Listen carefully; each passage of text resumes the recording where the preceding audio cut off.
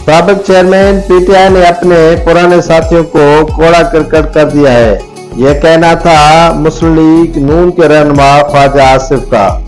Barrister Gauhar Khan की बतौर chairman PTI तकरीर पर इमरान खान को कड़ी तनकीद का निशाना बना डाला।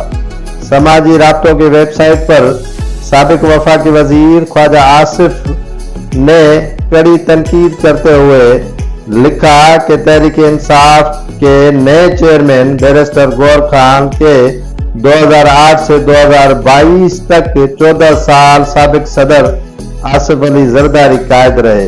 2022 में बैरिस्टर गौहर खान पीटीआई में आए।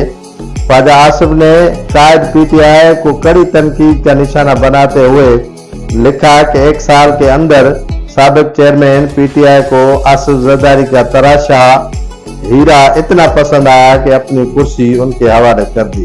ख्वाजा आसिफ ने लिखा कि साबिक वजीर आज़म इमरान खान अपनी गैरहाजिरी में अपने पुराने साथियों पर एतबार करने को तैयार नहीं। जिस शख्स ने सारी उम्र दूसरों को धोखे दिए हों उसके लिए दूसरों पर एतबार करना मुश्किल होता है।